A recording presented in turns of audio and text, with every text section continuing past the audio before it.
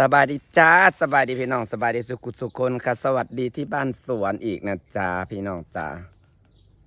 เอาก็อีมานั่งชมวิวมุมดีรีวิวเด้พี่น้องพอตกแบบว่าประมาณบ่าย3 โมงปลามันก็จะเริ่มขึ้นมาหาอยากมาแบบว่าอยากกินนะเบิ้ง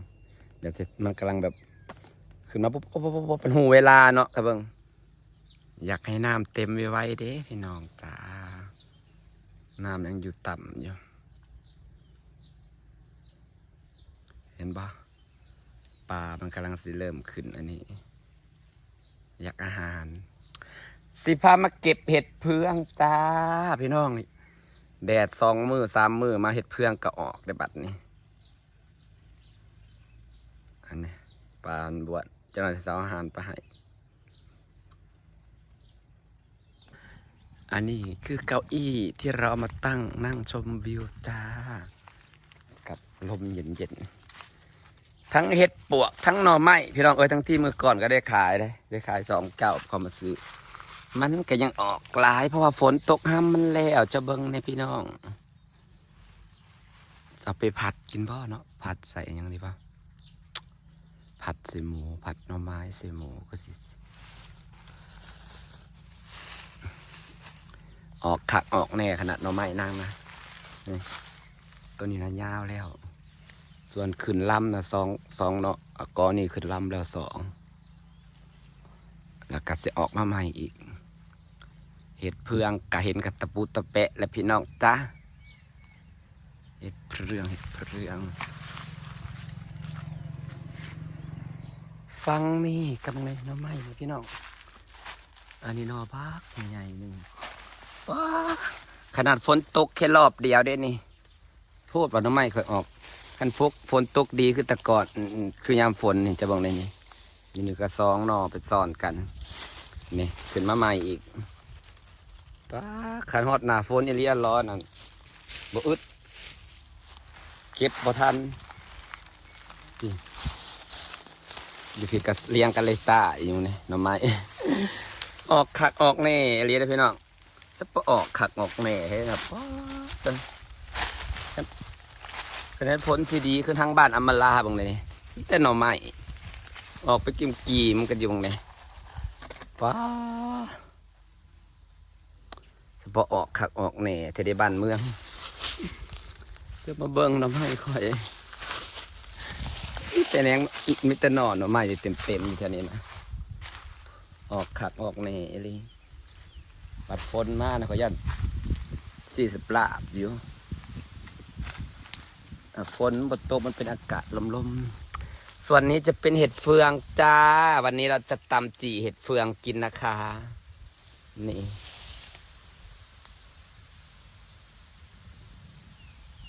วันเกิดอมราก็จบไปด้วยดีนี่งามๆพี่น้องมันกำลังออกเพราะมันฮักกะอ้าวมันอ้าวมันกำลังเริ่มออกดูสิงามเลยเห็ดเฟืองฟ้าพี่น้องมาเก็บเห็ดเฟืองอีกแล้วคุ้มอยู่ได้พี่น้องซื้อว่าเสื้อมาปลูกนี่มันคุ้มแบบว่าจวดตัวนี้จะวันนี่มันคุ้มอยู่ได้เพราะว่าเอาไปซื้อขีด1กะตั้ง50,000 โลละ50,000นะอันนี้ได้เก็บแกงตลอด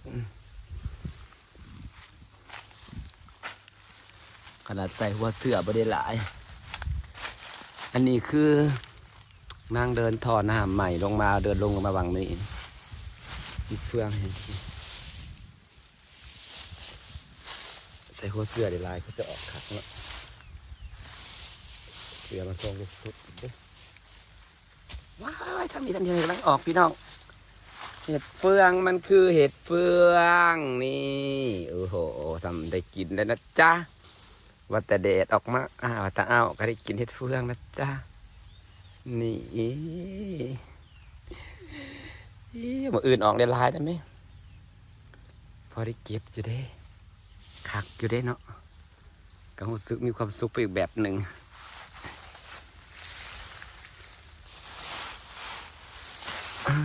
หน่อไม้อาจจะเบิ่งนะพี่น้อง ไม่ยังคือมาออกกรอกกระเดียเท่านี้นะเพิ่งเนี่ยแต่หน่อไม้ปวดโพงมัวหมกแตงเนี่ยปอเอ็ดโพอันนี้ขึ้นกอแล้วตอนนี้นะเป็นลำใหญ่แล้วปอขันฮอดหนาพ้นจะเลียร้อนอ่ะแต่สิไปกี่มันกันอยู่หนึ่งมันออกลายเพราะว่าเฮาใส่ฝุ่นใส่พุยแล้วก็ใส่แกบถมใส่เพื่องถมเด้มันแบบพื้นมันบ่โล่งมันเด้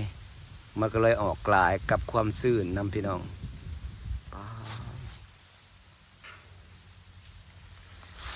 กันฝนมาแห้งๆบาดนี่นะบ่อยากพิจารณาเห็นบอกว่าพอล่าถมฝุ่นถมเพื่อมึงพี่น้องเลยทั้งแกบทั้งอย่างนี้จังหวะนั้นจะไปเอาแกะมาใส่เพิ่มอีกสักดอกเห็นมันออกลายคักเนี่ยอยากใส่เพิ่มแห้งมันว้าหน่อไม้อ๋อน้ำขวดพี่เนาะเอาไปต้มตำแจ่วกะปิเป็นได้เฮาว้าคักเอวีพี่น้อง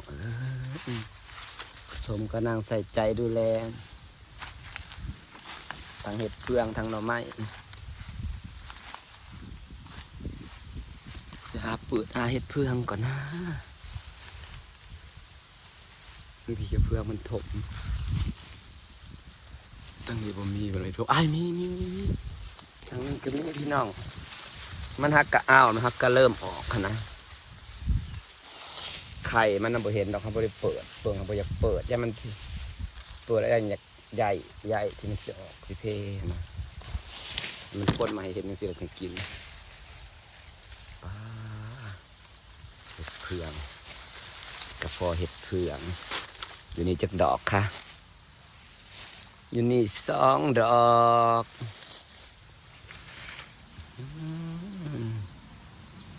เห็ดเฟืองออกครับพี่น้องเสียดายแต่มันจะปานแล้วเฮาบ่ได้เบิ่งบางทีมันก็แนมบ่เห็นนะอันนี้มันอยากเถาแล้วมันก็สิเห็ดให้มันเป็นเสื้อต่อ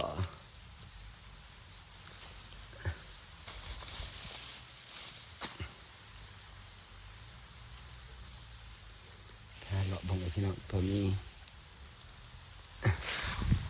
พาพี่น้องมาหาเห็ดโอ้ยตายแล้วฝั่งนี้ผมมีแต่หน่อไม้ใหญ่แล้วก็หน่อไม้ใหญ่มันก็ใหญ่เหลือเกินพี่น้องเอ้ยปลาออกคักออกแน่อีหลี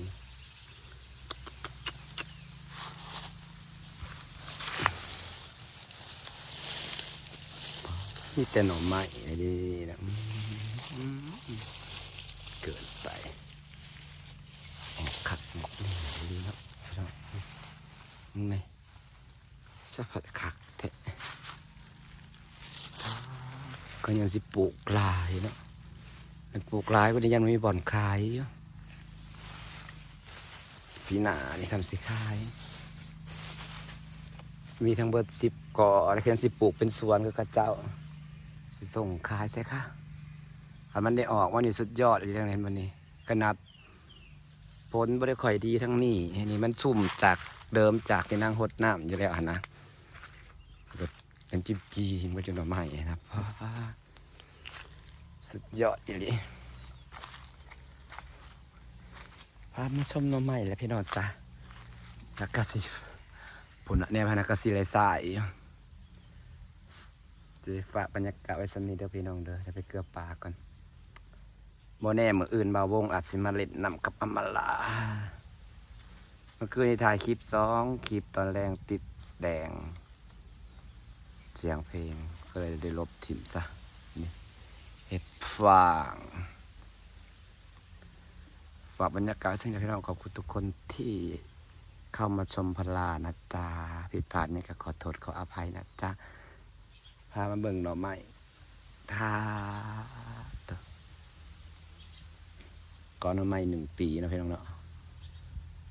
ปีหน้าใน30 ก้อใหญ่พะวะกำลังคิดจิว่าสิคำนวณสิตัดแบบใดเพราะว่าถ้ามันขึ้นมาหลายๆแล้วก็สิแบบ ขันห้าปล่อยมันใหญ่โพดมันก็เสียหกผลเนาะก็ต้องมาสำงามป้า